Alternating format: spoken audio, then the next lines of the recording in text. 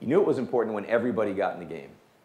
Paulson kind of validated my talk last year in March of '08. He said, everywhere I look, I see plumbing that hasn't changed to meet the new realities. Duh, we have a 1930 regulatory construct with all these other new tools I just talked about. He had the wrong things. And he thought he would just say, hey, I'm going to propose a big regulatory overhaul that was a month of this stuff. I have the answer. The Fed is the uber regulator. We're going to figure it out. So he fixed one. He put a little liquidity in the system. He cut some rates, and he had a new plan. And he really thought that would be it. Bush gets into the act. He does the stimulus package to help out. He actually had a terrific FHA proposal that did not go through because he's a lame duck. For those of you that don't know about FHA, the U.S. government will now lend you 97% of your home value at any time, and still exists today, at any time in a government guaranteed deal, as long as you meet the income requirements. You just have to actually be able to afford it. And he said anyone that restructures their mortgage down to those requirements will get federal backing. And that's the way we'll get the system fixed, but it didn't get through. And then the boy genius here, he was still looking at Freddie and Fannie. He decided that the answer for us is, hey, let's make Freddie and Fannie bigger, and let's allow them to do more jumbo stuff, because that's the answer. So obviously, I'm not sure that was the answer, but Okay, so we have the Bear Stearns thing. And we go to this thing where is kind of Paulson's Wall Street skills. Let's make a deal is the name of this section. And I believe, as I just mentioned to you, he thought he was one and done. He does his vision, and all of a sudden we said more news. Fannie and Freddie finally come out with their earnings. They both lost a ton of money. More importantly, they revalued their balance sheet. They went from $12 billion of positive assets to $5 billion of negative on their earnings. Their equity was only 1.8% of capital, and more than half of it was in a category called deferred taxes.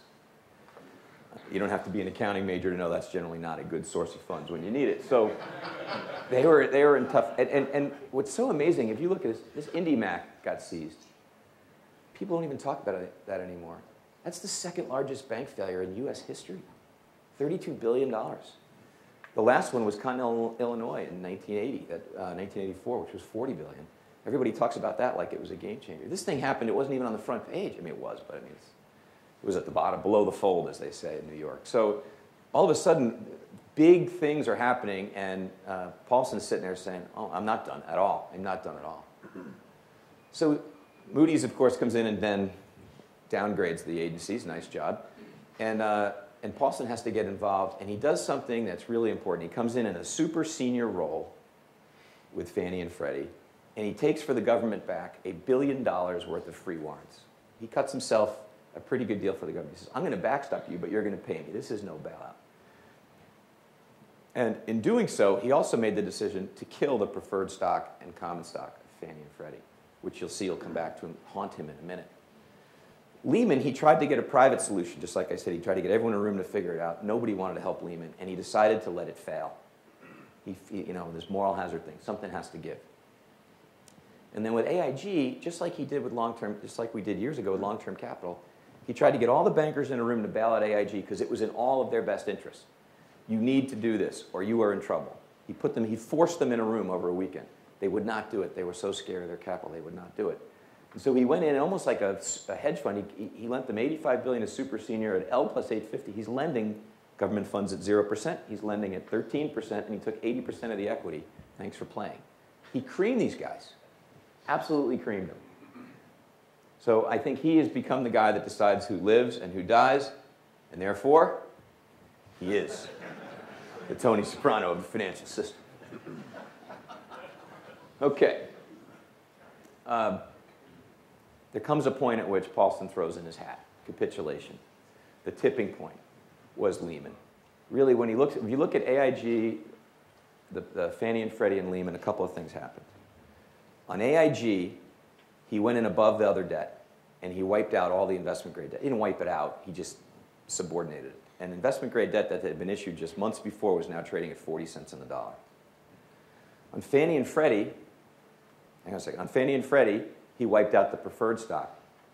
Well, Fannie and Freddie Preferred is the #1 holding of small banks in the United States in their capital base. He crippled the small banking system in the U.S. inadvertently in trying to prevent this moral hazard because too many hedge funds had bought the preferred. He didn't want to bail them out. Lehman, what he did there when he let that fail, their debt's trading at 17 cents, he annihilated the commercial paper market. because people own Lehman commercial paper in size, because that's how investment banks fund their balance sheet. This is where he really ended up hitting the debt markets and hitting the funding markets really bad. I mean, I'm sure he thought about it, but look what happened. I mean, I think he was probably he probably thought he saved the day that weekend, and he came in and the Dow went down 500. Money market broke the buck. Treasury bills traded below zero for the first time.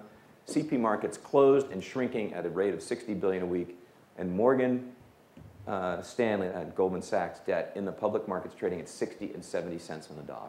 Game over. The first week in 35 years, there was zero investment grade issuance. Nobody in the United States issued a single investment grade bond for a week. Hadn't happened since 1980. So, you know, right on cue, Buffett shows up, as you'd think he would, which was great, and he did his 10% preferred deal in Goldman. And then, you know, just on the last slide, we had IndyMac at $32 billion being big, WAMU $312 billion, largest bank failure ever by 9 times. Gigantic deal. Who's next? Okay, Wachovia is next, you know, or is it Morgan Stanley? Who knows? I mean, people keep going. Mitsubishi came in on Morgan. But on the Wachovia deal, Citi got the US government to backstop $270 billion of securities. Thank goodness, in my opinion, that Wells Fargo came in and topped the bid. And they'll split the thing up. But, you know, Paulson's sitting there, and he thought he was done, and then the biggest ever, and then this, and then this, and he's saying, when is this going to end? And all of a sudden, you start to see the Fed's balance sheet is now 50% spent. If you look at the Federal Reserve's balance sheet, it used to just be $800 billion of treasuries, really boring. They had used up $450 billion of their ammo. He was running out of powder. He realized, I can't do this one at a time. It's never going to end. And he took a 3-page memo on which I think he had no intent that was his plan.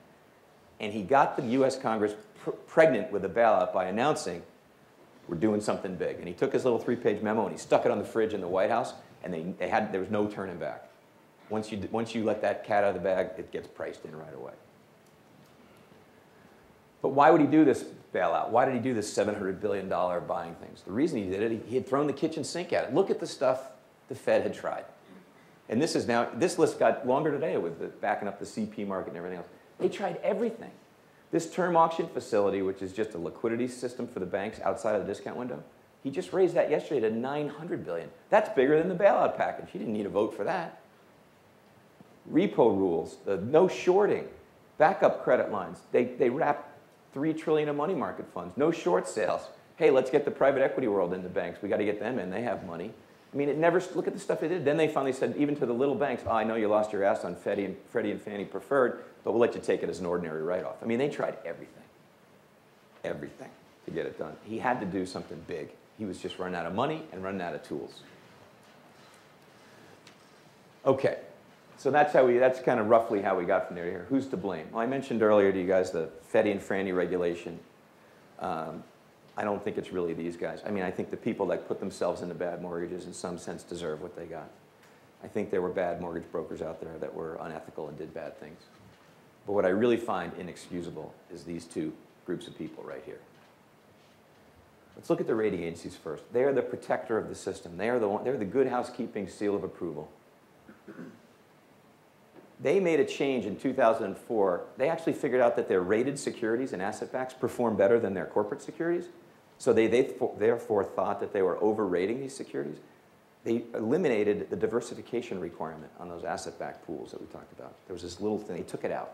So now you could have a pool where everything was in California, or Michigan, even worse, now that you saw the map, and still get the same ratings, and in fact get 20% more AAAs out of that same pool. It started in 2004. The second thing I showed you pretty clearly is they didn't look at home prices. Well, if you take away diversification and you don't look at the asset value, I'm not really quite sure what you're rating anymore. And quick, name a business that gets things wrong 90% of the time and lives. Nobody can. 90% of everything they rated is no longer rated what it was rated. That's an unbelievable statistic. How these guys are not getting strung up in the street is amazing to me. Completely amazing.